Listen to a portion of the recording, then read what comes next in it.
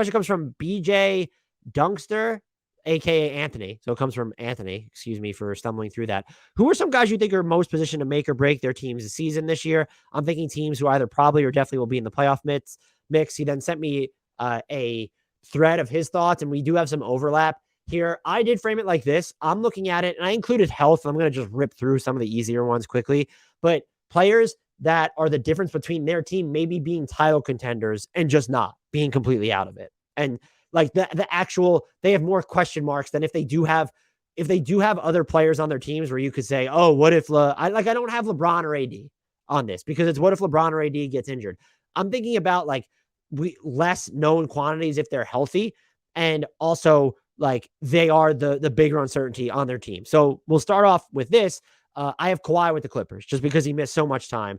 I'm going to have him instead of Paul George, even though Paul George missed a bunch of time. But if you have Kawhi being Kawhi available for the playoffs, you're a title contender. If you don't, you might be a title favorite. If you don't, you might not even be a playoff team. I think they'd still be a playoff team, but you need him. I have Michael Porter Jr. with the Nuggets, and I'm hesitant about this because I don't think they need him to be a contender. But I do think if he's healthy and playing like up to what he was in 2021, we're talking about a title favorite, a juggernaut here. And I'm assuming like you could go MPJ or Jamal Murray here. I think the Nuggets need at least one of them to pick up where they left off to be in that upper echelon of contention discussion, which isn't a spicy take. And so I'm going with MPJ. I think I'm not really worried about Murray. It's just MPJ's back stuff. It's been dogging him his entire career from before he got to the NBA.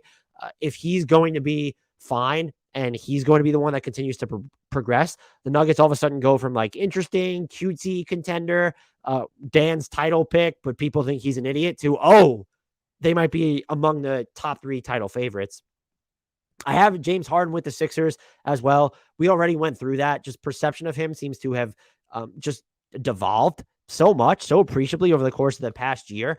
If he is James Harden like he was in that first season in Brooklyn, what he was for most of that time in that season in Brooklyn, like the Sixers need to be put in tier 1 of contenders in the East. Like we have Boston and Milwaukee and then everyone else, I think rightfully so right now. Like the Sixers would belong in there, even more so than the Heat, more so than the Raptors for me. I have Ben Simmons with the Nets at this point because if they're going to keep Kyrie and KD, and that's like, I don't want to pick anyone for the Nets, and you could say KD's health, but Ben Simmons, if he's healthy, he just brings a whole new dimension to their defense, and they have enough shooting to make that roster interesting, even if I don't love the idea of Simmons on offense there, because if you're putting the ball in his hands, you're taking it out of KD or Kyrie's, which they're capable of working through, but that's not something you want to do too heavy-handedly. You need Ben Simmons to do more off the ball. I would say most likely as a screener, which we just haven't seen too much of in his career. So there's that element to that, but just if he's healthy, that team could be like their outcome is winning a title, but it could also be playing. They're more likely to be in that upper echelon of team, though, if his back is holding up. And then these last two are the most interesting to me. I have Zion with the Pelicans, which I guess is kind of duh. And the Pelicans might make the playoffs if he's not good, if he doesn't make progress, if he's not healthy. Zion was an all-NBA caliber player last time he was healthy in 2021. If he's getting better because he's still so young, maybe craftier with the ball in his hands, maybe he's hitting some set threes this year, maybe his off-ball attention on defense, like the detail is just so much better. Like the Pelicans are, the way we're talking about the Timberwolves, you better start talking about the Pelicans there as well too. And then Anthony Edwards with the Timberwolves. Just, I think, the key to that team, because I do believe we know what Karl-Anthony Towns is going to be on offense no matter what. We know what Rudy Gobert is going to be on offense and defense no matter what. And we sort of know what Anthony Edwards is or can be. Is he that guy yet? Because we're talking about him in the vein of this might be the all-NBA leap. Is he going to, I don't want to say remain on schedule, but is he going to continue progressing as much as he did last season, where he became this defensive disruptor?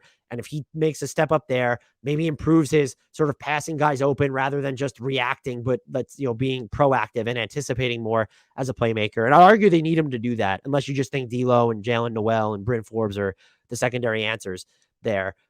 But he can elevate the Wolves. Like he, to me, is actually we can talk about the dual big and how that's going to, I think, playoff defense is what you're most concerned there. I think it'll be fine on offense. Like that matters.